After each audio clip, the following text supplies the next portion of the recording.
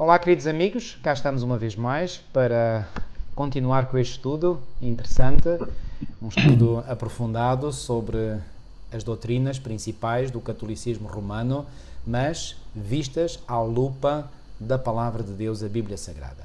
Pois bem, já temos 6 programas concluídos, portanto 50% de toda esta série já está concluída e hoje vamos iniciar a segunda metade desta série. E vamos dedicar-nos, portanto, a um outro sacramento que nós tínhamos dito há 2 programas anteriores que iríamos dedicar um programa apenas para esse sacramento. A semana passada nós vimos, portanto, falámos sobre o sacramento da Eucaristia e hoje iremos dedicar-nos então ao sacramento da penitência. Okay? Que é também conhecido como a confissão auricular, porque basicamente o sacramento da penitência é a confissão, portanto, do pecador, portanto, a alguém. Neste caso, a um sacerdote instituído, portanto, pela Igreja Católica Romana. Pois bem, mais uma vez tenho o prazer de poder ter comigo o meu colaborador, o irmão José Robalo, a quem agradeço pela sua presença. Irmão, estamos então, portanto, para abordar este sacramento que vem aqui referido, por exemplo, no Catecismo da Igreja Católica, portanto vai do artigo 1422 deste Catecismo, isto na página 367 desta edição que eu já mostrei, que eu tenho, e vai até à página 385, portanto o artigo 1498, ok?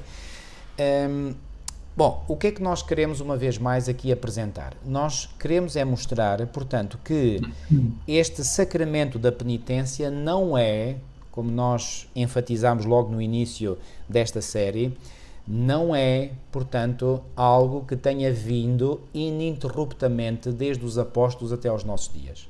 Tal como os outros que já vimos. Tal como outros que já vimos, exatamente. Portanto, houve alterações. E é essas alterações que nós queremos mostrar. Ou seja, o que é que fundamentalmente nós queremos fazer? Mostrar que a alegação feita pela Igreja Católica Romana de que é a verdadeira guardiã da tradição cristã apostólica, essa asserção é falsa. É falsa. Eu digo isto com muita tristeza, mas tenho de dizer a verdade. Portanto, repito, a asserção de que a Igreja Católica Romana é a fiel depositária ou a guardiã da tradição cristã apostólica é falsa. E nós iremos ver uma vez mais, através deste sacramento, que no início da Igreja cristã não era, portanto, de longe disso, não era aquilo que é hoje. Okay? Então, o que é que isto quer dizer? Que a tradição, ao longo da história, foi mudando. E, portanto, se foi mudando, então, nesse caso, não se pode falar, portanto, de que houve uma conservação da tradição desde os tempos apostólicos até hoje. Isso mesmo. Portanto, esse argumento cai completamente por terra. Okay? Este é o ponto fundamental. Portanto, a tradição não tem validade. Okay?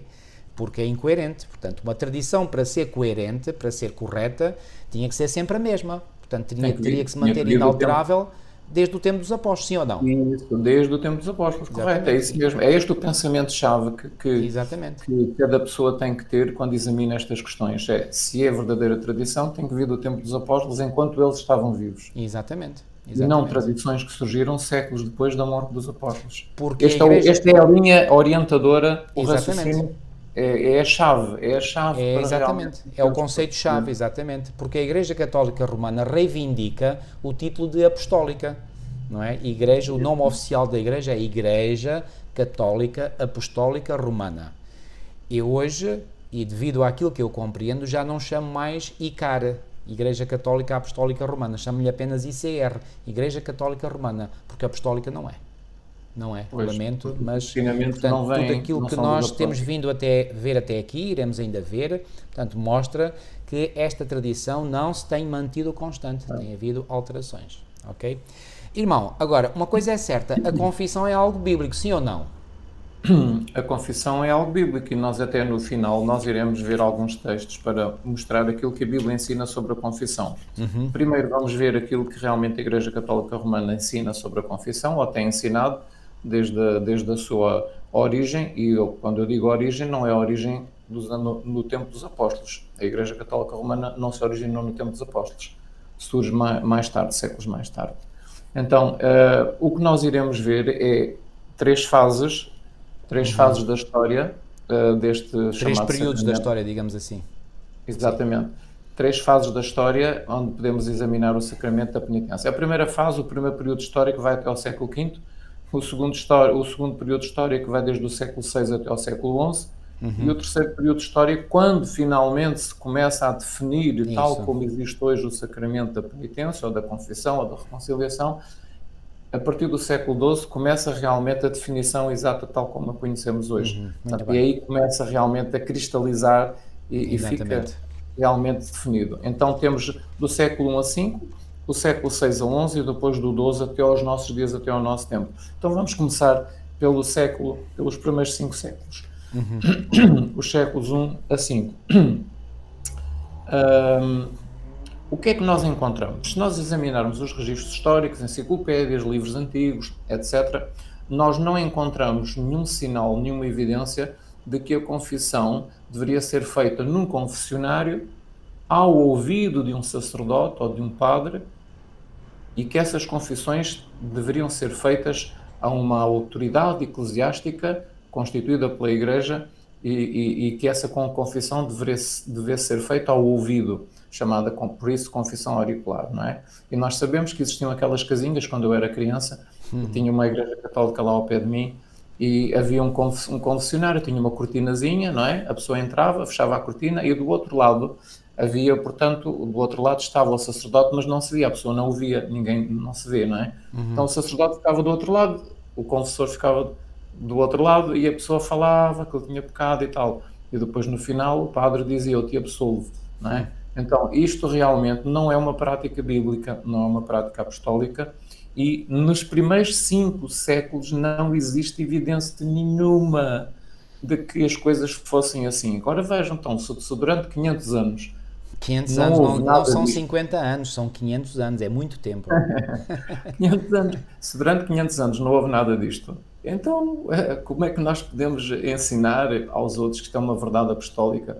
E como é que nós, cristãos, podemos aceitar isto como uma verdade apostólica se nos primeiros 500 anos não foi assim? E depois, a partir do 5º século, ou melhor, do começo do século VI até o século XI, ainda não vai ser considerada, portanto, como um sacramento, embora aí já estejamos num período de transição. Há o caminho a ser preparado. Exatamente, o caminho estava a ser preparado, em que, digamos, o que é que acontece? Portanto, nesse período não se pode falar, digamos, de uma confissão sacramental, porque o confessor não perdoa os pecados em nome de Deus, mas se ele intervém, é como intermediário entre Deus e o homem, não como detentor do poder de perdoar, mas como intercessor. Portanto, nesses 7 séculos que medeiam desde o século V, final do século V, até ao século XII, portanto, há ali um período transicionário, mas nesse período não ainda estava, digamos, consolidada a ideia sacramental da confissão. Portanto, essa ideia da confissão como um sacramento é só a partir do século XII e, particularmente, a partir do 4º Concílio de Latrão, que se realizou em 1215 e está no século XIII. E, portanto, aquilo que é hoje a doutrina oficial da Igreja Católica Romana sobre este sacramento da penitência vem aí do século XII. 13. Exatamente, vem do Concílio de Latrão, pronto, vem aí começou-se a definir. Exatamente. Então o que é que nós encontramos nos primeiros 5 séculos? Se nós consultarmos alguns livros famosos da época e que são considerados importantes depois da morte dos apóstolos, por exemplo, há uma obra chamada O Pastor de Hermas, há uma outra obra que é o De Penitentia e outra obra que é o De Pudicitia. Estas últimas duas foram escritas por Tertuliano. O Pastor de Hermas não se sabe muito bem quem é que escreveu esta obra, mas pronto. É uma obra conhecida. Mas é uma obra conhecida. Por exemplo, Agostinho de Hipona é outro pai da Igreja, chamado muito Padre conhecido, da Igreja, muitíssimo muito conhecido. Nos seus sermões 351 e 352 também não fala no sacramento da penitência ou da confissão, isto é totalmente desconhecido. Nesta época nestes primeiros anos após a morte dos apóstolos não encontramos nada disto. Por outro lado, estes livros, estas obras antigas dos primeiros séculos, dizem que a confissão deveria ser feita diretamente a Deus. Exatamente. Não só não encontramos o que é ensinado hoje pela Igreja, como encontramos a instrução de que a confissão deve ser feita diretamente a Deus. Portanto, o que é correto. Isso é que é bíblico. É que é o correto, é o que é bíblico, não é? Então temos aqui... Porque eu volto a dizer, a confissão é uma doutrina genuinamente bíblica, não há dúvidas sobre isso.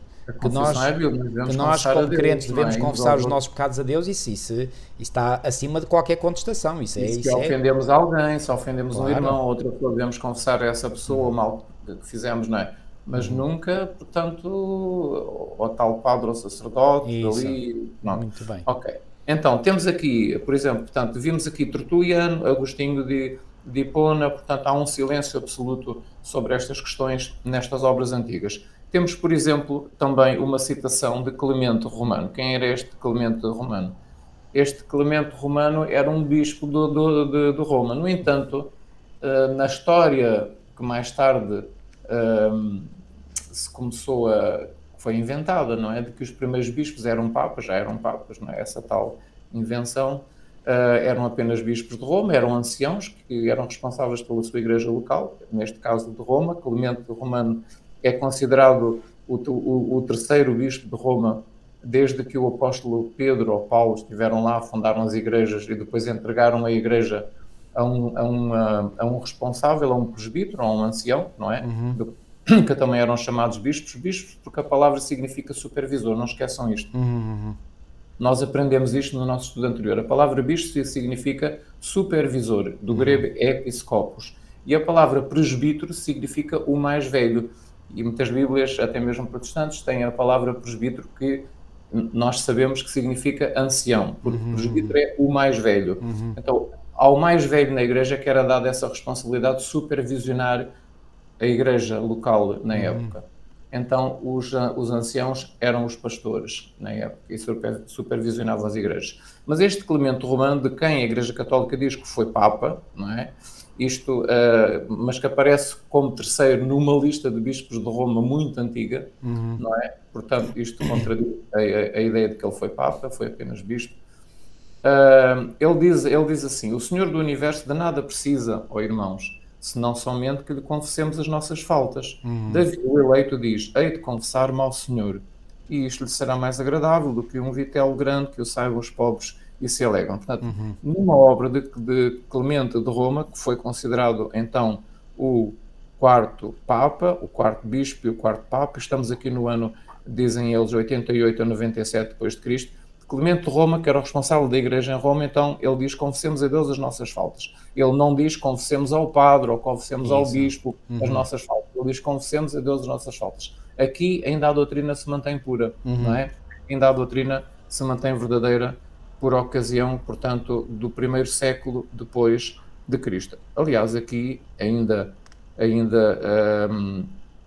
João ainda estava vivo, o último dos apóstolos ainda estava vivo na altura em que este bispo, portanto, liderou a igreja em Roma, de 88 a 97, que é considerado, como já disse, Papa. Portanto, são as palavras supostamente do quarto Papa. Depois temos então aqui duas citações. Já agora, irmão, se me permite, eu iria só aqui dizer, portanto, que esta ideia de que, portanto, se deve fazer, portanto, uma confissão, portanto, a sacerdotes, portanto, isto é uma confissão que podemos chamar extra-bíblica, não é? Já era conhecida no paganismo greco-romano. E há aqui uma obra... Muito bem. Há aqui uma obra de Plutarco, portanto, que foi publicada já em 1570 por Thoman Guarinum, em que, portanto, se diz que nas religiões pagãs da antiguidade, certos sacerdotes tinham idêntica pretensão a quê?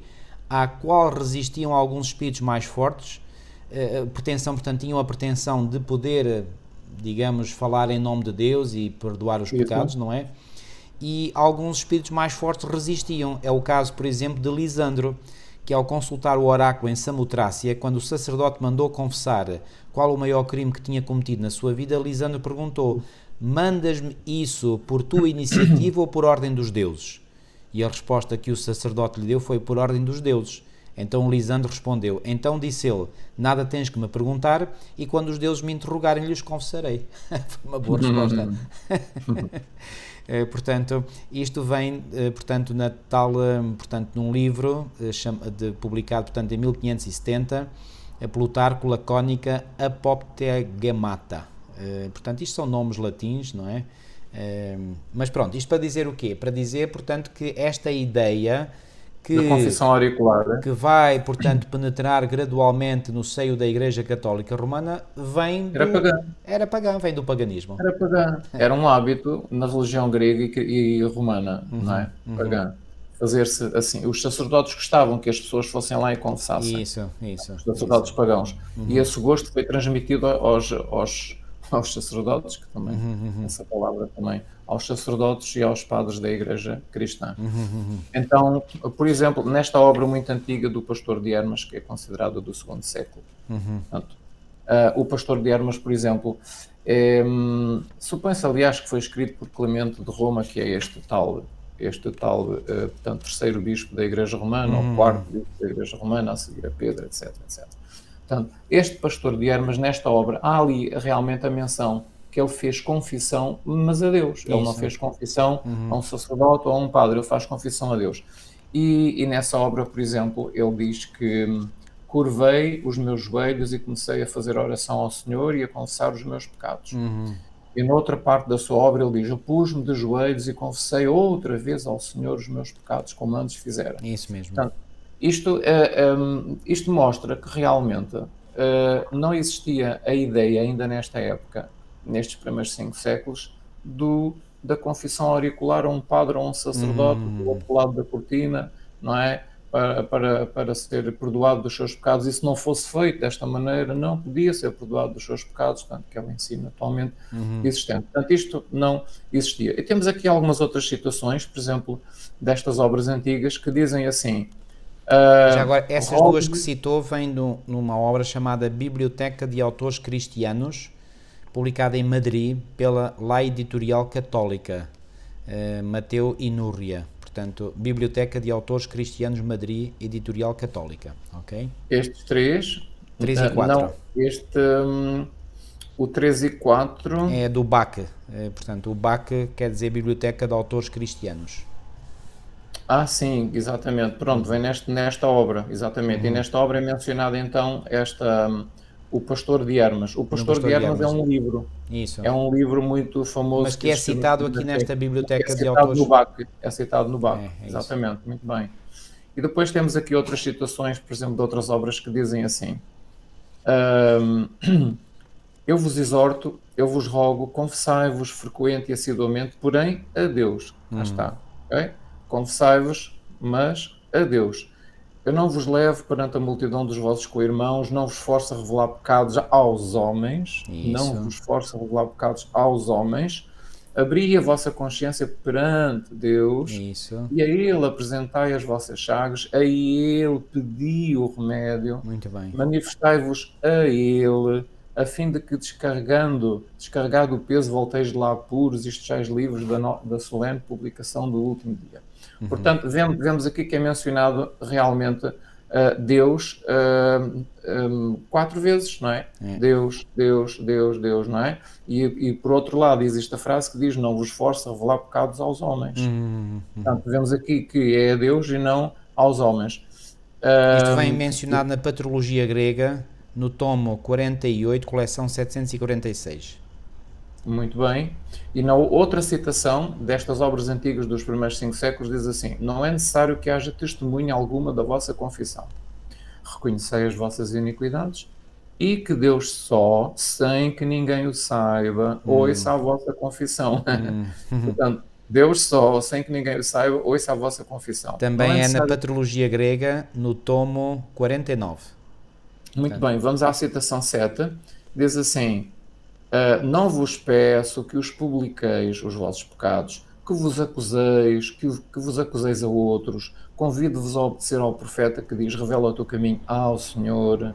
Confessai os vossos pecados a Deus, confessai-os ao juiz. Portanto, isto são obras muito antigas que falam que realmente a confissão deve ser feita não aos outros, mas a Deus. Eles até põem em contraste os outros. Isso. É interessante que a obra, já por 2 ou 3 vezes, diz não aos homens, não aos outros, mas a Deus. Portanto, para salientar bem que a confissão não era feita a outros seres humanos. Mas a Deus, exatamente. Esta era a citação número 7. Isto vem na Patrologia Grega também, no tomo 43, coleção 216. E vem agora a citação número 8 destas obras antigas, que diz: tendes vergonha e coragem de dizer os vossos pecados? Dizê-los a um homem que vos censurará? Dizei-os a um dos vossos semelhantes que irá divulgá-los? É ao Senhor, ao governador, ao amigo dos homens, é ao médico que vos traz a ferida. Não que ele ignorasse o silêncio, ele que conhece tudo de antemão, que, pois, vos impedirá de falar. Não vos obrigo, diz Deus, a exibir-vos em público, a tomar numerosas testemunhas em público. Dizei-o só a mim, Deus, em particular, para que eu cure a vossa ferida e vos liberte da vossa dor. Portanto, nesta citação 8... Mais uma vez, uma citação da Patrologia Grega. A mesma. 48, tomo 48, coleção 1012. Portanto, não devemos realmente dizer ou confessar os pecados a um homem que nos poderá depois censurar, a um dos nossos semelhantes que irá depois divulgar esses pecados. É a Deus, diz que é a Deus, não em público e só a mim, diz Deus. Portanto, novamente vemos aqui que nestes primeiros 5 séculos o único testemunho que nós temos aqui é de realmente confessar os pecados a Deus e não a outros homens. Ora bem, em certos casos os excomungados deixavam a igreja. Aqueles que se arrependiam e queriam continuar dentro da igreja cristã, o que é que se fazia nestes casos? Se as pessoas desejavam continuar, eram submetidos a uma penitência pública. O que é isto da penitência pública? Era uma cerimónia. Era uma cerimónia de penitência pública para todos verem, para todos presenciarem, que tinha alguns traços comuns. Portanto, apesar de haver uma variação de como essa cerimónia era feita nas várias zonas controladas pela Igreja Católica, pela Igreja de Roma, porque a Igreja de Roma começava já a adquirir um controle muito grande sobre as igrejas locais de outras zonas do mundo. E foi aí que começou então a surgir a ideia, pouco e pouco, gradualmente, que a de Roma é que mandava, as outras igrejas tinham que estar sujeitas ao Bispo de Roma, à Igreja de Roma, aquela que era a igreja-chefe, tudo o que se dizia lá, os outros tinham que obedecer em tudo. Até nisso, irmão, peço desculpa de fazer aqui uma interrupção, até nisso se vê como a igreja, portanto, papal, digamos, é herdeira do Império Romano, porque o Império Romano tinha a sua sede em Roma, a capital do Império, e a igreja papal passou a ter a sua sede, como ainda tem hoje, em Roma.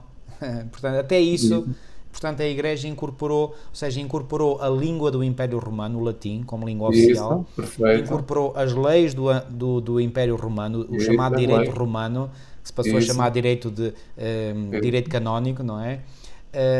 O sistema de governo, portanto, a capital, ou seja...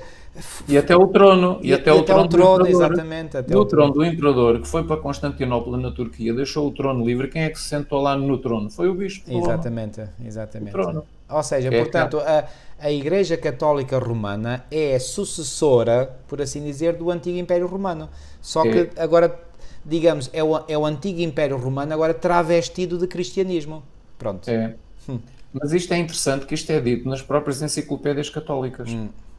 Isto é dito pela própria Igreja, que a Igreja herdou do Império Romano a sua autoridade, o seu poder, a sua cadeira, o seu trono. O que é verdade, isso é verdade. Eles próprios dizem isto, portanto reconhecem que realmente derivaram o seu poder de Roma.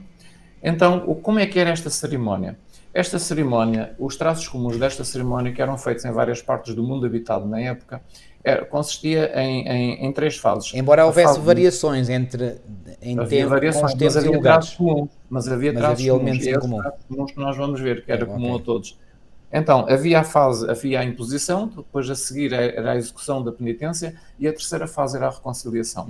Na primeira fase, o que é que se fazia? O culpado reconhecia o seu erro e sujeitava-se à penitência que lhe era imposta pela autoridade eclesiástica, o padre ou o sacerdote, ou o bispo, que impunha a penitência, ou seja, o que é que ele tinha que fazer como castigo por ter feito aquilo que fez.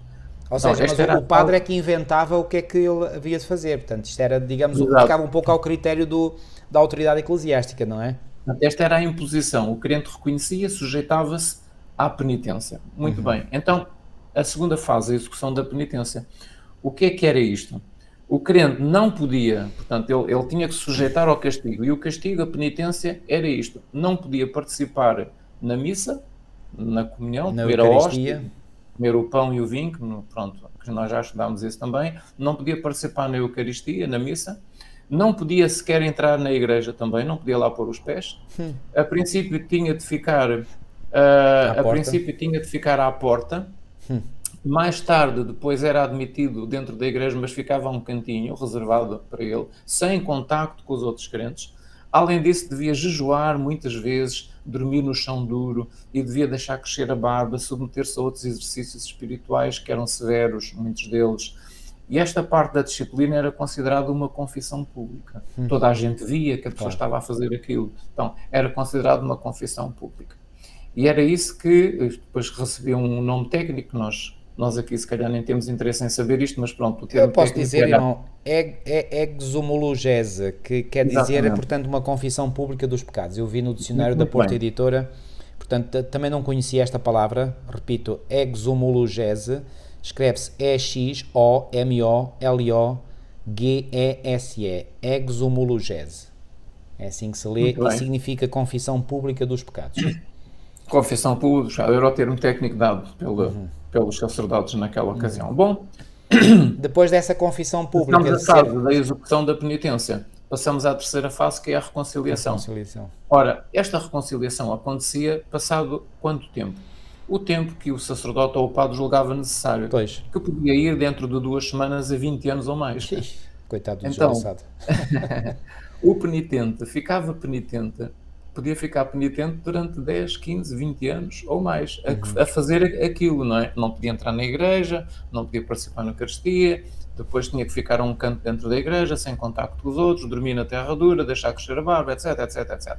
Pronto. Depois deste tempo, destas que variava entre 2 semanas a 20 anos, a pena era então levantada e era permitida a reintegração da pessoa no seio da igreja. E esta reconciliação, esta admissão da pessoa na igreja era, então, considerava-se uma absolvição. Mas em que sentido é que esta absolvição devia ser tomada como tal? Não no sentido de que a igreja, ou seja, a autoridade eclesiástica do padre ou do sacerdote, perdoou em nome de Deus. Isto não havia nunca, nesta fase dos primeiros 5 séculos, não havia aquela coisa de dizer o perdão só é concedido se o padre disser ao crente os teus pecados são perdoados. Não havia isto. Era esta penitência, que era a pessoa sofrer o castigo publicamente e pronto, e depois era readmitido dentro da igreja, mas não havia aquela questão do padre dizer se eu te absolvo, eu te absolvo, se não te absolvo, tu não és absolvido por Deus. Portanto, não havia aquela frase mágica, digamos assim, eu te absolvo, fazer aquele sinal. Portanto, e a pessoa então era perdoada, supostamente perdoada. Não havia isto. Portanto, aqui estávamos ainda bem longe, como já dissemos, bem longe do século da ideia, portanto, de que a confissão é sacramental. Exatamente. Portanto, os escritores primitivos são bem claros a este respeito e, por exemplo, vamos ver aqui algumas citações de como é que eles entendiam, os escritores dos primeiros 5 séculos, esta questão. Basílio, por exemplo, no século IV, ele diz: quem faz remissão dos pecados não é outro senão o próprio Deus. Quem remite os pecados não é outro senão Deus. Não é o padre, não é o sacerdote no confessionário. Compreendem? Não é o bispo. É Deus que faz a remissão dos pecados. Era assim que eles entendiam aqui no século IV. A reconciliação era considerada uma absolvição apenas no sentido de disciplina exterior. Não afetava as relações pessoais do pecador com Deus e pressupunha que, ao ser reconciliado com a Igreja, a sua situação já estava regularizada com Deus. Pois. Então, outra citação, isto era Basílio do século IV, outro, Agostinho e Gregório Magno. Gregório Magno foi um papa muito conhecido. Exatamente, era isso que eu ia dizer. Gregório Magno era conhecido como Gregório I, que foi papa do ano 590 ao ano 604, que para nós ele não foi papa, foi apenas o bispo de Roma.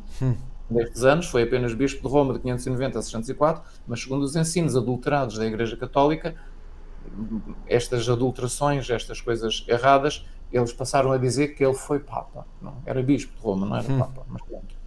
Foi nesta época, 590 a 604. E também foi, além disso, um doutor da Igreja, não é? Era considerado uma pessoa muito importante. Agostinho foi também, o Santo Agostinho foi também outro teólogo da Igreja Católica, também muito conceituado. Então, eles comparavam aquilo que se passava nestas penitências públicas, que poderiam durar os tais 20 anos, eles comparavam isto com aquilo que aconteceu com Lázaro e Jesus. Quando Jesus diz, mandou desligar Lázaro, ou seja, ele estava envolto em panos e Jesus mandou tirarem os panos com que ele estava envolvido, não é? Na sua sepultura. Então fazem esta comparação. Assim se passa com o penitente reconciliado, com a Igreja. Não é a Igreja que o põe em ordem com Deus, mas em virtude dele já estar em ordem com Deus, então a Igreja reintegra no seu seio. Ainda era este o entendimento. E era o entendimento correto. E era o entendimento correto, não é? Agora, até dizem aqui, não foi por exemplo, no caso de Lázaro, não foi o ato de Jesus o desligar, não é? O mandar desligar, que o ressuscitou. Ele já estava ressuscitado quando lhe tiraram, portanto, quando desligaram. Era este o raciocínio que eles faziam nos primeiros 5 séculos, ainda faziam assim. Agora, o que é que isto quer dizer? Este tipo, era uma chamada, uma absolvição, porque a pessoa tinha passado pela penitência e as pessoas, no fundo, reconheciam, pronto, a pessoa merece ser readmitida na Igreja. Pronto. A Igreja que reconhecia isso, no fundo. Esta absolvição não era declarativa e não era sacramental. O que é que isto quer dizer? Esta absolvição não dependia da frase do padre, ou do sacerdote ou do bispo dizer eu te absolvo. E a pessoa, a partir disto, estava absolvida. Se esta frase não fosse dita, a pessoa não era absolvida. Isto é chamada a confissão sacramental, que ainda não existia nesta época. Exatamente. Ainda não existia a frase mágica, digamos, ainda não existia este sacramento. Como nós já vimos, o sacramento o que é? É um ato realizado pela autoridade eclesiástica que supostamente realiza um milagre ali. Não é? Lembram-se do milagre, por exemplo, da Eucaristia, supostamente quando o padre diz aquelas palavras, a farinha se transforma na carne de Cristo, não é? Portanto, é um milagre, que um sacramento é como se fosse um milagre que acontece ali. Pronto. Ainda não existia este conceito, não existia esta ideia ainda. Então, vamos agora ver. Acontecia, porém, que alguns pecados não eram conhecidos publicamente, não tinha havido escândalo público, mas eram pecados de caráter secreto. Como é que se fazia nos primeiros 5 séculos? Em algumas comunidades, a confissão pública destes pecados secretos graves era obrigatória. Portanto, em algumas comunidades cristãs, conforme as zonas do mundo, a confissão pública era obrigatória. Então, o procedimento mais comum qual era? O pecador tinha que confessar a sua falta ao bispo. Portanto, tinha que ser confessada ao bispo. E depois o bispo é que julgava da necessidade ou não da penitência pública da pessoa, daquele crente. Ou seja, tudo era qual era o grau da penitência. Tudo isto era baseado em critérios subjetivos, pessoais, não é? Era o bispo é que decidia por si, não é? Qual era a penitência pública que a pessoa devia de fazer, não é? Se tinha ou não de fazer a tal penitência pública e qual o grau desse castigo ou dessa penitência. Acontecia, porém, que nas igrejas grandes o bispo não tinha tempo para atender todos os casos de pecados secretos, não é? O pecado secreto, portanto, já vimos, era confessado só o bispo é que sabia, o bispo é que decidia qual o castigo que a pessoa tinha que fazer. Mas os casos muitas vezes eram tantos que o bispo não tinha tempo para eles. O que é que o bispo fazia? Delegava esta responsabilidade naquilo que é chamado os padres penitenciários. Ele delegava esta responsabilidade. Muito bem, e os padres penitenciários começaram a realizar esta tarefa de ouvir as confissões de pecados secretos das pessoas. Já agora, irmão, dizer que na Ásia Menor, que é atualmente o território da Turquia, em vez da designação de padres penitenciários, eram designados como ecónomos da penitência. Portanto, isto vem na Patrologia Grega, no tomo 45, coleção 235. Ecónomos, exato. O que é que eu disse? Muito bem. Portanto, isto no Oriente Médio, portanto, naquilo que é hoje a zona da Turquia, da Síria, Palestina, portanto, aquelas zonas ali apanhando talvez Médio Oriente, sim. apanhando até um pouco do Iraque, porque o cristianismo também estava nessas zonas. Portanto, então, o que é que se fazia? Nestas igrejas do Médio Oriente, que também eram cristãs, depois mais tarde vieram a ser conhecidas, depois séculos mais tarde, como a Igreja Ortodoxa, porque era a Igreja do Oriente e a Igreja do Ocidente, a Igreja de Roma, não é? Então, nestas igrejas, os padres penitenciários de Constantinopla, nesta zona do mundo, até ao tempo, este hábito dos padres penitenciários, portanto, o bispo delegava nos padres penitenciários esta confissão secreta e para eles decidirem a penitência, aconteceu aqui algo que depois levou a umas mudanças. O que é que aconteceu? Isto manteve-se assim, tal como nós dissemos, até ao tempo do bispo Nectário. Ele era mais que bispo, ele era arcebispo. E este bispo Nectário, portanto, teve a sua função como líder eclesiástico do ano 381 ao ano 397, o bispo Nectário. Então, este bispo aboliu isto. Aboliu isto porque esta questão das pessoas terem que confessar aos padres penitenciários se o bispo não tivesse tempo para ouvir o caso. Portanto, porque é que ele aboliu este arcebispo no século IV? Porque uma nobre dama de Constantinopla confessou-se ao padre penitenciário de ter cometido fornicação com um diácono daquela igreja de Constantinopla. E o facto foi divulgado e levou o povo a sublevar-se não só contra o padre que tinha feito aquilo, mas também não só contra o padre penitenciário, que depois o facto foi divulgado, mas também contra o clero em geral como corruptor de matronas virtuosas. Ou seja, o povo revoltou-se. Por um lado, a igreja estava a corromper as pessoas, estava a tentar, as senhoras, as jovens, não é? A cometer esse tipo de coisas. E por outro lado, o padre penitenciário, porque ele revelou aquilo que tinha acontecido.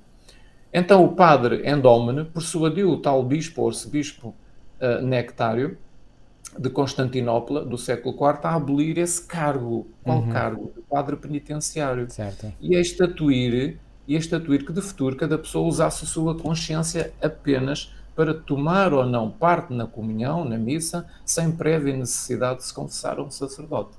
Ou seja, ele propôs, a pessoa sabe que errou, vamos deixar isto à consciência da pessoa. A pessoa sabe que está em falta, não vai participar na missa, mas também não precisa de confessar a ninguém, nem ao bispo, nem ao padre penitenciário. E assim foi no Oriente, não é? No Ocidente, a prática de confessar os pecados ao bispo ou ao padre penitenciário continuou. Isto no Ocidente.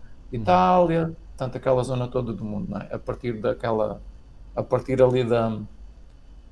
como é que linha que devemos traçar para dividir? É difícil traçar uma linha para dividir no mapa, digamos assim, o que era Oriente e Ocidente. Mas pronto, no Ocidente continua esta prática de confessar então estes pecados. E numa carta dirigida aos bispos da Campânia, a propósito do costume que se estabeleceu na Itália meridional, de se pôr, reparem bem, o hábito que existia em Itália, isto no Ocidente. Em Itália, nesta zona da Itália Campânia, os bispos punham por escrito as confissões que as pessoas faziam. Uau. E depois liam em público. Uau. E depois liam em público na igreja, para todos saberem o pecado que a pessoa tinha cometido. Ora, o interessante disto é que o bispo de Roma, Leão I, que é considerado Papa também pela Igreja Católica, dizem que ele foi um dos primeiros Papas, Leão I, que governou de 440 a 461, ele diz o seguinte, e isto é que é curioso, o Papa de Roma diz assim, acerca da penitência pedida pelos fiéis, não se deve estabelecer por escrito lista pormenorizada dos pecados e lê-la depois em público. Pois. Vejam aqui que estamos no V século, estamos aqui dos anos 440 a 461, em que este Papa Leão I diz que isto não se deve fazer. Ainda estamos aqui num tempozinho mais ou menos bom, não é? E diz assim, o Papa, pois basta dar a conhecer aos sacerdotes por uma confissão secreta. Portanto, estão a ver que no Ocidente, além de confessar secretamente ao sacerdote, devia de haver uma leitura pública, poder escrever o que a pessoa tinha feito e ler publicamente. Portanto, e o Papa diz que se deveria manter apenas a confissão secreta. Portanto, vemos aqui o andamento das coisas com respeito a esta doutrina. E depois, mais à frente, diz: como os pecados dos que pedem a penitência nem sempre são de natureza a serem publicados, sem que os culpados receiem a sua publicidade, é necessário abandonar este lamentável costume. Não suceda que muitos se afastem dos remédios da penitência, que por vergonha, quer por receio de serem revelados, de verem revelados aos inimigos factos que podem cair sob a alçada da lei. De resto, diz o Papa, basta fazer esta confissão, primeiro a Deus e em seguida ao Bispo. Basta fazer a confissão ao Bispo, o qual intercede pelos pecados dos penitentes. Enfim, poder-se-á mais facilmente levar um maior número de pecadores à penitência se o estado de consciência daquele que se confessa não for revelado aos ouvidos do povo. O que é que nós encontramos aqui? Encontramos aqui o hábito, sim, a principiar, de que a confissão deve ser feita a um bispo, mas que não deve ser feita publicamente. Isso não deve ser revelado publicamente, mas a um bispo. Mas pelo menos já era bom não haver esta revelação pública. E, portanto, foi-se introduzindo a pouco e pouco. O que é que nós vemos aqui? Lembram-se que as primeiras coisas que nós lemos dizia só a Deus, não a nenhum homem. Isso. Agora, a pouco e pouco, começou-se a ensinar que tinha que ser ao bispo, depois ao padre penitenciário, a quem o bispo delegava a autoridade. Então, foi-se introduzindo a confissão discreta. Pois. Confissão discreta, ou seja, só ao bispo, só ao padre penitenciário. Não é? Quer seguida de penitência pública, quer de penitência privada. Ou seja, a pessoa tinha que fazer penitências em sua casa, mas não publicamente para todos verem. Só a pessoa que fazia era entre ela e Deus. A par desta confissão, havia também a confissão feita como descarga dos conflitos íntimos, que não é importante aqui para o assunto que estamos a tratar, mas Claro. como curiosidade, ficamos a saber que havia as confissões para descarga de conflitos íntimos, perante alguém que pudesse dar uma orientação espiritual. Então temos aqui, por exemplo, uma citação de Orígenes, que também é muito conceituado como um dos teólogos e padres da Igreja do passado, não é? Temos aqui uma citação de Orígenes em que ele diz assim: enquanto os pecados têm a sua falta escondida em si mesmos, são atormentados e, por assim dizer, sufocados pelo obsesso ou a bilis do pecado. Mas se o pecador se acusa, pelo facto de se acusar e de se confessar, vomita o seu pecado e faz desaparecer a causa da doença. Isto quando as pessoas estão doentes por consciência culpada. Simplesmente examinai com cuidado a quem deveis confessar o vosso pecado. Pois. E então o Orígenes, este padre da igreja, quando eu digo padre, são teólogos, são pessoas Sim. Ele diz: experimentai primeiramente o médico, a quem deveis expor a causa da vossa doença, que saiba fazer-se enfermo, chorar com o que chora, que conheça a arte de se compadecer das dores dos outros, de as partilhar, e quando tiverdes encontrado esse médico experimentado e indulgente, fazei tudo o que ele disser e seguir todos os seus conselhos. Se o médico disser que a vossa doença deve ser declarada e tratada na Assembleia de toda a Igreja, que isso pode contribuir para a edificação dos outros e facilitar a vossa cura, então é preciso obedecer ao conselho desse médico experimentado.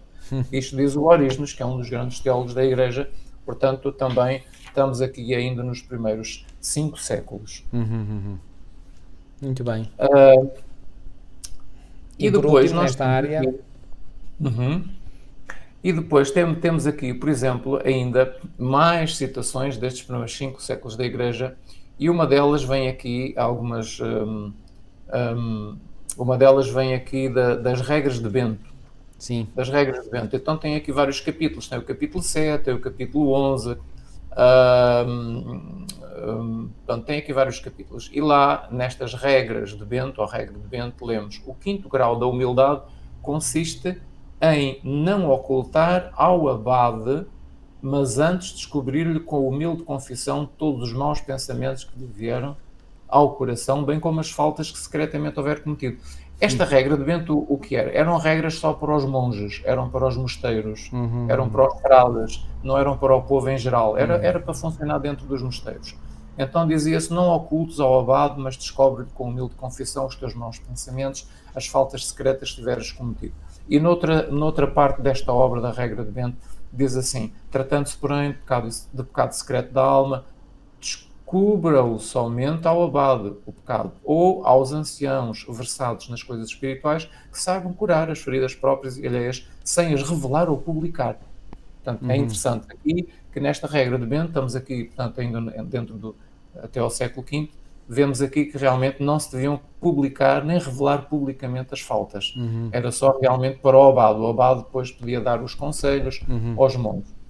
Ora, não existe então até ao século V a chamada confissão auricular ou confissão sacramental, em que através daquele milagre, ao pronunciar o padre as palavras sacramentais, Enfim, suposto milagre, não é? as palavras mágicas, digamos assim, eu digo mágicas entre aspas, não é?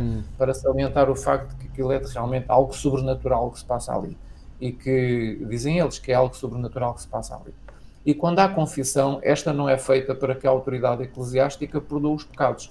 É feita sim para que a autoridade eclesiástica determine a pena e interceda pelo penitente e o oriente na vida espiritual. Muito bem. Portanto, este era o sentido dos primeiros 5 séculos. Muito bem, muito bem, muito bem. E agora chegamos ao século... Agora vamos ver o período do século VI até ao século XI, não é? Muito bem, agora já começamos a ver aqui algumas mudanças, Isso. algumas diferenças, porque as coisas são sempre graduais, não é? Isso. Lembram-se, na questão do domingo, a coisa também foi Isso. gradual. Primeiro, no domingo, no culto às imagens, enfim. Isso, o culto às imagens, as orações pelos mortos, as missas pelos mortos, a adoração das imagens, de escultura, pinturas, etc. Portanto, essas coisas foram todas graduais. Então, o que é que nós temos aqui? Que gradualmente, nós aprendemos até aqui, que gradualmente foi introduzida a confissão discreta a uma pessoa, não é? A quem se pedia intercessão junto de Deus. Em todas estas situações que vimos até aqui ao século V, não era dado o perdão em nome de Deus, ou seja, o bispo não dizia eu te absolvo, eu te perdoo em nome de Deus que eu represento. Pois. Não, isso não era dito. Essa frase não era dita.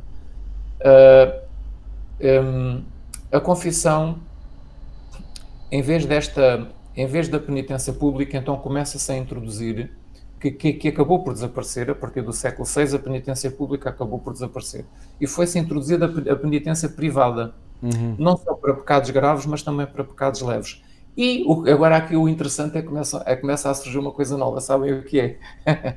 São os livros penitenciais, ou as listas de penitência. Começa a surgir aqui, portanto, a partir do século V. Então, porquê? Porque havia a penitência privada. Então, para cada pecado tinha que haver uma penitência ou um castigo. Isso.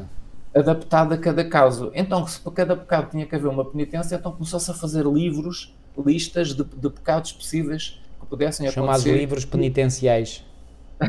Os tais livros penitenciais. Os tais livros de penitência. Para este pecado, o castigo é este. A penitência é esta. Para este pecado, a penitência é esta. Então, havia grandes livros, grandes volumes, onde estavam especificados todos os possíveis pecados e cada pessoa tinha que sofrer esse castigo.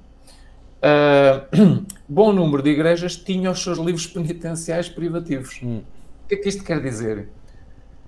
O sacerdote ou o padre ou o bispo daquela zona, daquela igreja, decidia quais eram os castigos. Noutra zona, 100 km ou 200 km já mais à frente, de outra forma. O castigo era outro, era de outra forma. Portanto, ou seja, o que mostra claramente não havia um critério uniforme.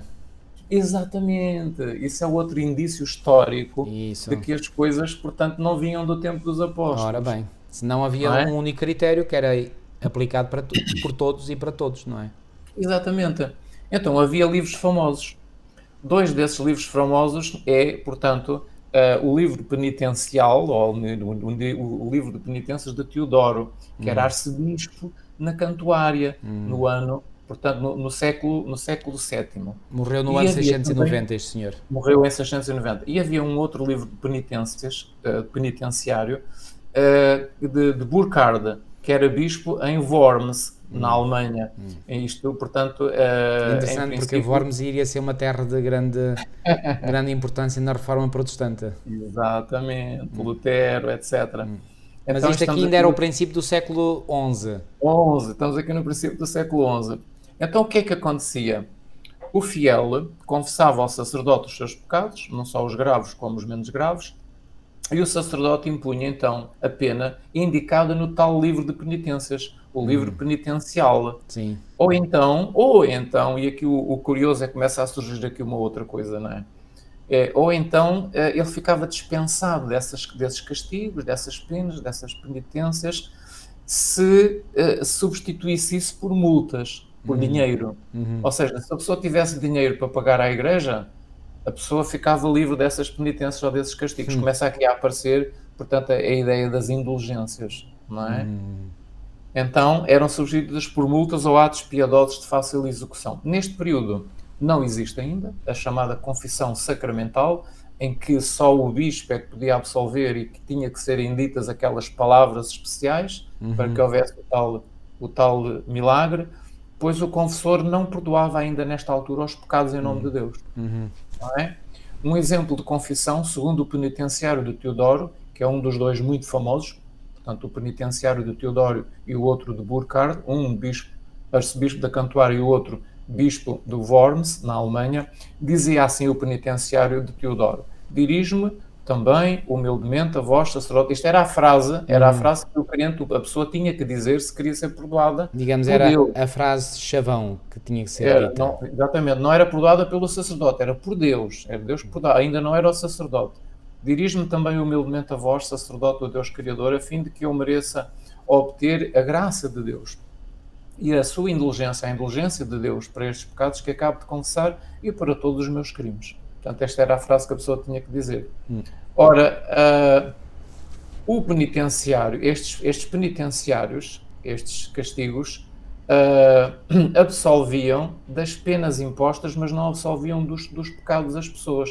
Apenas absolviam das penas, mas não dos pecados das pessoas. Exato. E a frase, eu te absolvo de todos os juízos pelos quais eu te liguei, portanto, esta frase era dita depois, mas esta frase não é a frase idêntica que existe no sacramento da penitência, ou no sacramento da confissão, ou da reconciliação. Esta frase era diferente. A frase era uma absolvição da pena e não do pecado em si. Exatamente, era uma absolvição dos juízos ou da pena, mas não do pecado em si. Nesta fase estamos aqui, portanto, até ao século XI, ainda não era como passou a existir após o século XII. Vamos então para o século XII. Pois. No século XII é que já começa a aparecer aquilo que é intitulado e chamado pela Igreja Católica como a confissão sacramental. Portanto, há aqui realmente um milagre que só pode ocorrer quando o padre, o sacerdote, diz as tais palavras que são poderosas para perdoar os pecados das pessoas. Então, esta ideia da confissão sacramental aparece aqui no século XII por influência da tal filosofia que nós vimos no estudo anterior, que é a filosofia de Aristóteles. E este senhor, este filósofo grego Aristóteles, ele dizia que todas as coisas que existem no mundo são constituídas por duas coisas, que é a matéria e a forma. Então, a matéria, neste caso, seria a penitência que o crente tinha que fazer e a forma seriam as palavras que o padre ou o sacerdote tinha que dizer para realmente haver um perdão dos pecados. Agora sim, estamos na época em que os pecados eram efetivamente perdoados pelo sacerdote, pelo padre, portanto, por alguém instituído pelo magistério da Igreja, não é? Pela Igreja. Então, a forma eram as tais palavras mágicas. Se tudo tinha uma matéria e tudo tinha uma forma, não é? Então, a forma aqui eram as tais palavras mágicas que passaram a ser muito importantes na doutrina da Igreja Católica, que é a tal frase, eu te absolvo dos teus pecados. Portanto, esta era a frase que não existia até ao século XII e que a partir do século XII passou a existir, não é? E é aqui que a confissão e a absolvição tal como existe hoje começou. Foi no século XII com a adoção destas palavras para realmente... E quem podia fazer isto era realmente só as pessoas que a Igreja reconhecia como pertencentes à sua estrutura. Então, temos aqui então as palavras mágicas, as palavras realmente importantes. Até aqui a absolvição limitara-se ao foro externo, tinha um caráter intercessório, mas agora assume um caráter judicial, extensivo ao foro interno, segundo o qual o sacerdote perdoa os pecados em nome de Deus. Em nome de Deus. Aqui já há um perdão de pessoa para pessoa, ou seja, eu estou aqui, eu sou sacerdote, tu estás aí, eu como sacerdote e representante de Deus, eu perdoo os teus pecados. Exatamente. Eu te absolvo. Portanto, dá-se então aqui realmente esta nova ideia sobre esta questão. Mas havia também uma oposição ainda a esta ideia a partir do século XII. E temos aqui, por exemplo... esta oposição, irmão, desculpe interromper, esta oposição mostra, portanto, que claramente, portanto, isto era algo estranho para alguns, não é? E, Isso, portanto, aqui ainda era há a estranho. oposição, não é? Ainda era estranho. Exato. Ainda era estranho. Então, Pedro Lombardo, que é também uma pessoa muito importante na história da Igreja Católica, eu posso dizer, por exemplo, este senhor, Pedro Lombardo, foi bispo da Igreja Católica, foi teólogo, foi um escolástico eram aquelas pessoas muito intelectuais dentro da Igreja Católica, que escreviam livros e redigiam e compilavam livros e que ensinavam. Portanto, foi uma pessoa realmente muito importante, o Pedro Lombardo. E as obras de Pedro Lombardo eram consideradas como o ensino oficial da Igreja Católica nas universidades europeias no século XII e no século XIII. Portanto, isto era muito importante, estas obras de Pedro Lombardo. E escreveu, então, 4 livros. Estes eram chamados os livros de sentenças. E por isso este senhor é muito famoso. Então, Pedro Lombardo, por exemplo, sendo ele quem era, uma pessoa tão famosa, um escolástico e teólogo da Igreja que escreveu livros que eram considerados então os livros oficiais da Igreja Católica nas universidades europeias, ele diz assim, aliás, ele não diz, é apenas o resumo do que ele diz. Ele insistia nos seus livros, nestes 4 livros de sentenças, ele insistia que o importante não era a sentença, mas a vida do penitente. Ou seja, não é importante que o bispo ou o padre diga aquela frase ou a sentença ou o castigo. O importante era realmente a vida do penitente. Claro. A vida diária do penitente é que era importante diante de Deus. Portanto, parece que este senhor tinha um conceito realmente correto daquilo que passava. Então, passa a ser dado, a partir do século XII, uma menor ênfase à contrição e à satisfação, sendo a antiga disciplina penitencial substituída por compensações insignificantes, e a ênfase agora, a partir do século XII, passa a ser sobre a confissão e a absolvição dos pecados por parte do sacerdote. Portanto, não era, tinha que fazer aquela satisfação pública para que a Igreja visse que a pessoa estava arrependida, não. Agora, a ênfase é dada não à penitência que a pessoa tinha que fazer, mas às palavras, à absolvição dada pelo padre ou pelo sacerdote. É isso é que valia. Se essa absolvição não fosse dada, a pessoa não estava salva nem entrava na vida eterna. Se o padre dissesse aquelas palavras, a pessoa já podia entrar na vida eterna e estava salva. Portanto, a ênfase começou a ser dada a partir do século XII às palavras, a tal frase, não esqueçam, eu te absolvo dos teus pecados. Foi a tal frase que passou a ser muito importante. O sacerdote era considerado como sendo um gestor da graça divina, por assim dizer. Exatamente. Que é terrível, não é? Isto é terrível. Então... E finalmente aparece o Quarto Concílio Latrão, não é? Exato, aqui. Então, nesta fase, a partir do século XII, chegamos aqui então a algo que passou a ser obrigatório. Isto é muito importante, entendermos isto. Passou a ser obrigatório a partir do século XII, não só para os pecados graves, mas para os pecados leves. Obrigatório. Se a pessoa não fizesse, estava excomungada, estava excluída da vida eterna. Então, no Quarto Concílio de Latrão, em 1215, foi feito um decreto de que todo o fiel devia confessar-se pelo menos uma vez por ano. Concílio de Latrão, o quarto, em 1215. A partir desta data, a evolução do conceito e da prática evoluiu muito na questão do sacramento da confissão.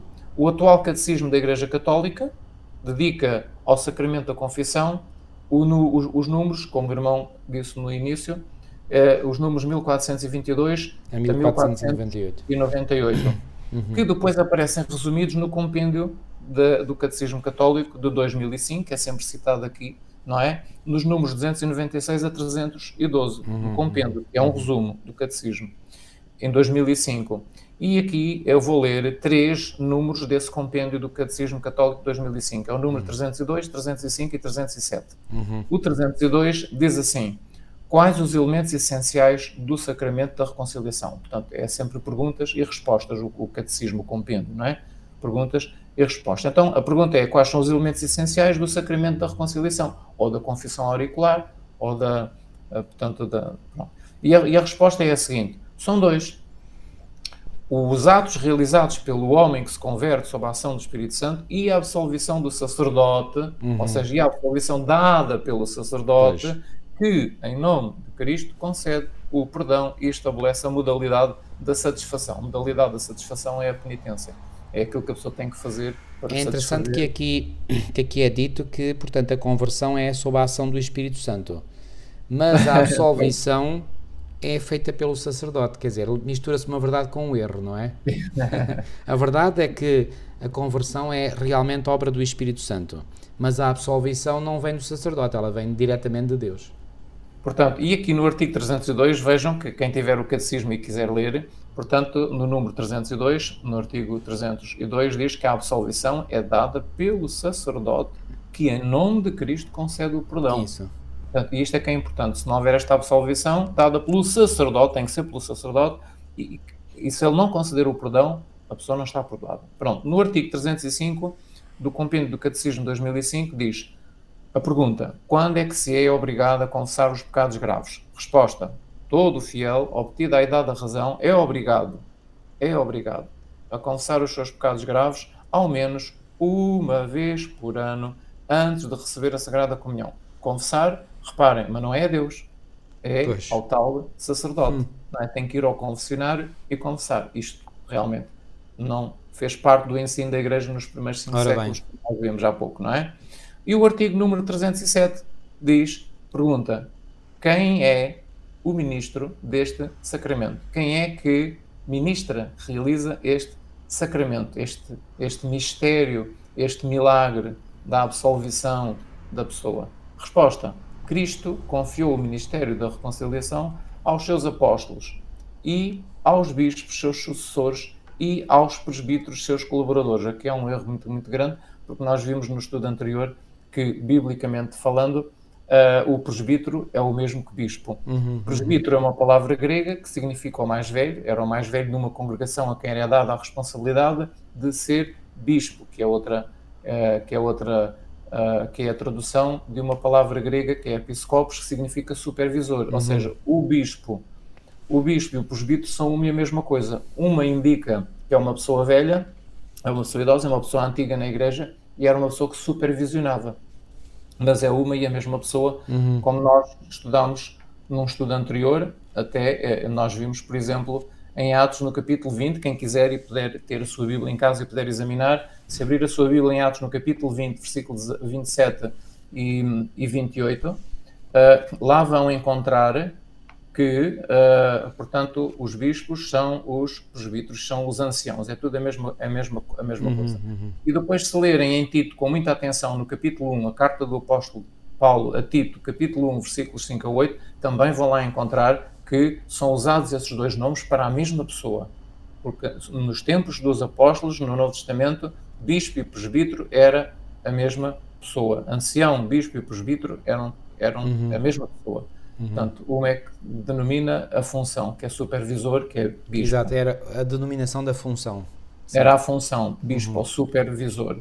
Portanto, então, aqui a resposta do Catecismo Católico. Então, eu vou retomar. Cristo confiou o ministério da reconciliação aos seus apóstolos e aos bispos, seus sucessores e aos presbíteros, que é uma mentira, é falso, não existe esta distinção, não são...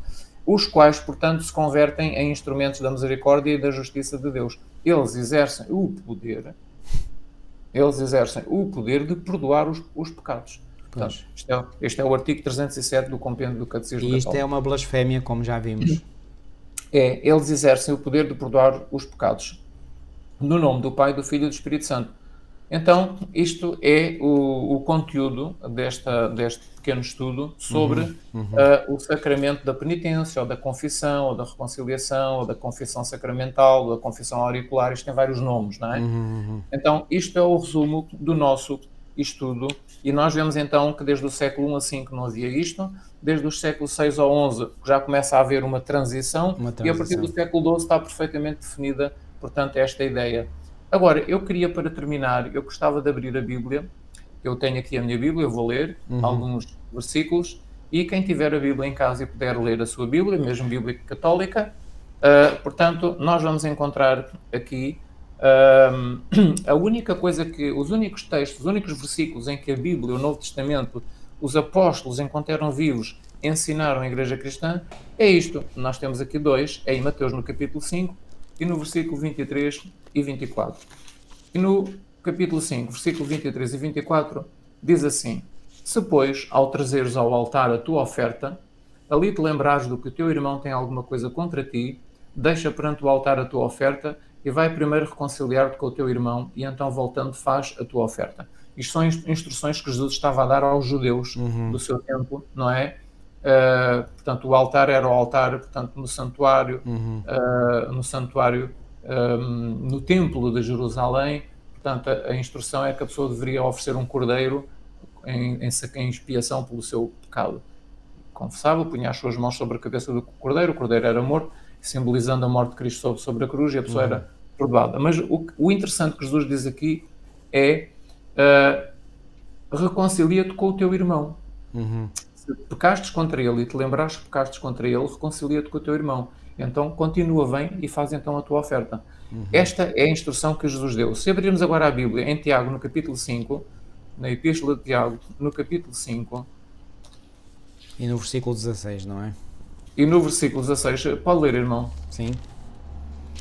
Confessai as vossas culpas uns aos outros e orai uns pelos outros para que sareis. A oração feita por um justo pode muito nos seus efeitos.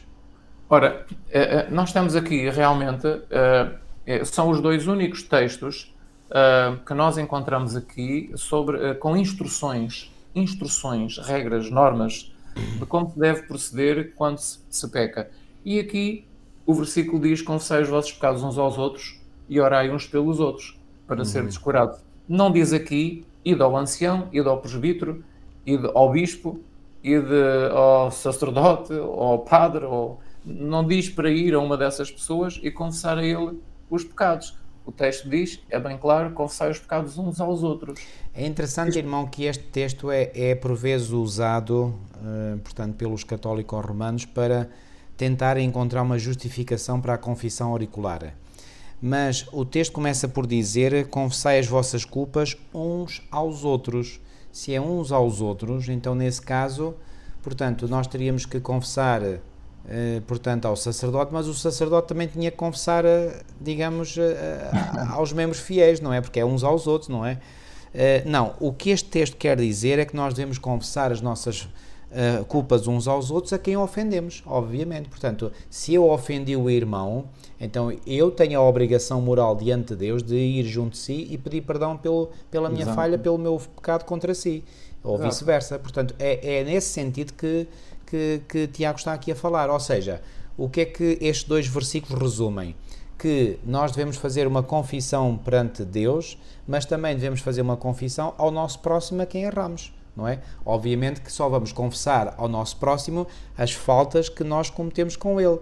Portanto, aquela ideia sacramental de que há alguém a quem nós podemos ir confessar todos os nossos pecados, isso não tem base bíblica nenhuma. Não. E nos outros versículos do Novo Testamento onde fala em confissão, nunca é dada a instrução de ir confessar ao bispo, ou ao presbítero, ou ao sacerdote, ou ao apóstolo. Não existem instruções nesse sentido, não há ensinos, não é um ensino teológico dos apóstolos enquanto eles estiveram vivos. E como nós vimos historicamente, até ao século V não havia nada destas coisas. Portanto, esta é a suma, este é o resumo, portanto, de mais esta doutrina da Igreja de Roma. Ok, e como ficou visto, então, portanto, aqui temos mais um exemplo de que, portanto, ao longo do tempo, ao longo da história, portanto, este ensino não se manteve, digamos, constante, portanto, sofreu alterações, não é? E, portanto, aqui fica mais um dado, portanto, que mostra que, portanto, a prática da Igreja Católica Romana tem sofrido, portanto, alterações ao longo do tempo. Portanto, aquela ideia, repito, aquilo que eu já disse no início, aquela ideia de que a Igreja Católica Romana é a fiel depositária ou a guardiã da tradição cristã apostólica, cai completamente por terra. Não é verdadeira. Amigos, hoje ficamos por aqui. Agradecemos muito que nos tenha acompanhado uma vez mais e marcamos encontro para a próxima semana e vamos abordar um assunto muito importante também, que é sobre a questão da suposta imortalidade da alma. Vamos ver que também aí houve mudanças, portanto, ao longo da história. Pois bem, fique já atento para o próximo programa. Até lá, que Deus o continue a abençoar grandemente. Até à próxima, se Deus quiser. Até à próxima.